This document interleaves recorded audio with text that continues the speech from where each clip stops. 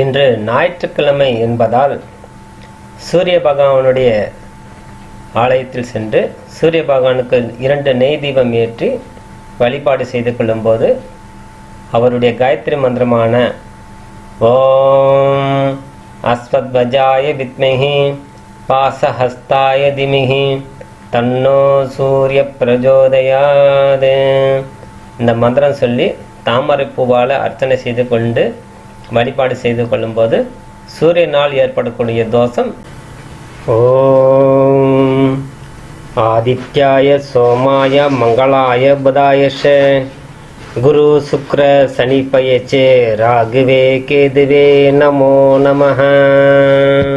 அனைவருக்கும் வணக்கம். Jaibala YouTube channel சார்பாக உங்களை அன்புடன் வரவேற்கிறோம்.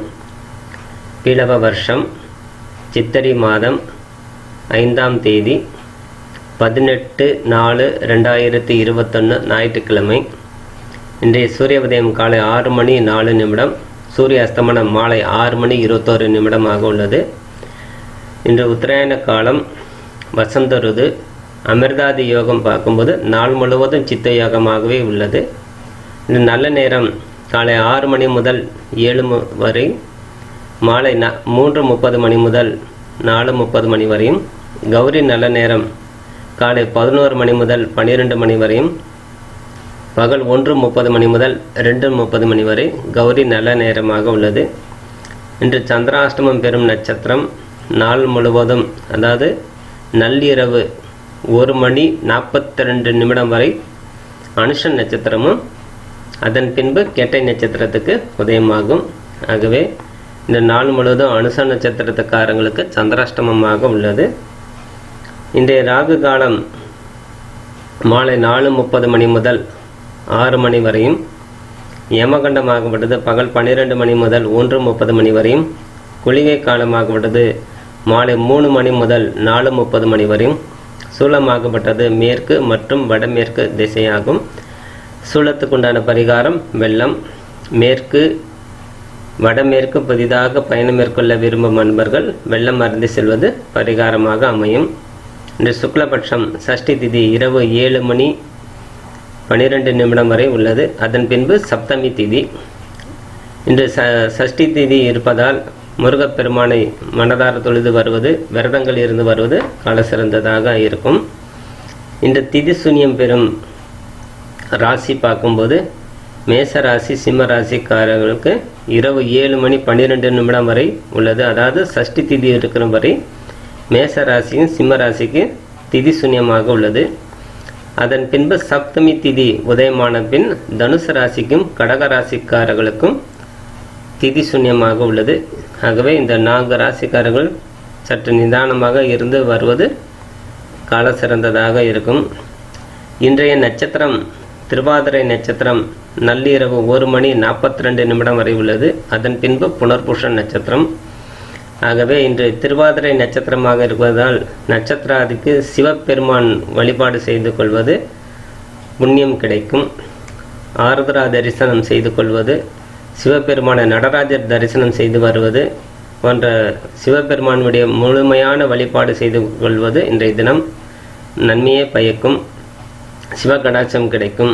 நமச்சிவாய நமச்சிவாய நமசிவாயன்னு சொல்லி வருவது இன்றைய பொழுது முழுவதும் திருவாதிரை என்பதால் திருவாதிரை விரதம் இருந்து வருவது கால சிறந்த பலன் கொடுக்கும். இன்றைய நித்திய நாமயோகம் பார்க்கும்போது ஆதிகண்டம் நாமயோகம் 27 நாழிகை 14 வினாடியாக உள்ளது. இன்றைய கரணம் கௌளவ கரணம் 1 நாழிகை 15 வினாடி. அதன் பின்பு தைதூல கரணம் 32 நாழிகை 47 வினாடியாக உள்ளது. இன்றைய கிரக நிலவரம் மேச லக்னம். லக்னத்தில் சூரியன், புதன், சுக்கிரன். ரிஷபத்தில் ராகு, மிதனத்தில் சந்திரன், செவ்வாய், விருச்சிகத்தில் கேது, மகரத்தில் சனி, கும்பத்தில் குரு பகவான் அதிச்சார பலன் கொடுக்குது. ஆகவே கிரக நிலவரம் இவ்வாறாக உள்ளது.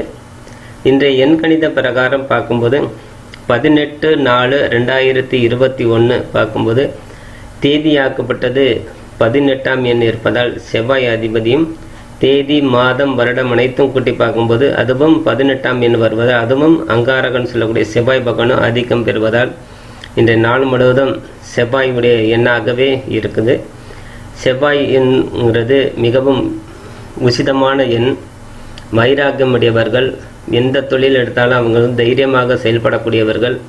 செவ்வாய்ங்கிறது பூமிக்காரகன் என்பதால் வாகனக்காரகனால் நல்ல கம்பெனிகள்லாம் வைத்து நடக்கக்கூடிய இரும்பு எஃகு சம்பந்தப்பட்ட தொழிலில் ஈடுபடுவாங்க. நிறைய மெக்கானிக்கல் சம்பந்தப்பட்ட தொழில் இவங்களுக்கு அமையும்.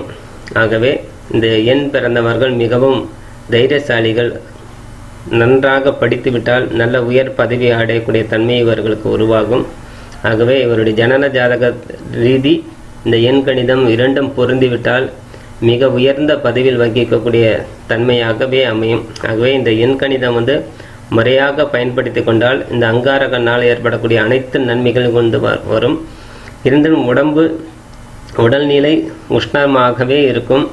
ஆகவே இது மட்டும் மருத்துவ ரீதி, சித்த மருத்துவ ரீதி அவங்களுக்கு பரிகாரம் செய்து கொள்வது, மருத்துவ உதவியோடு இவங்க வாழக்கூடிய தன்மை உண்டானால் ஒரு 40 வயதுக்கு மேல் மருத்துவ உதவி தேவைப்படும்.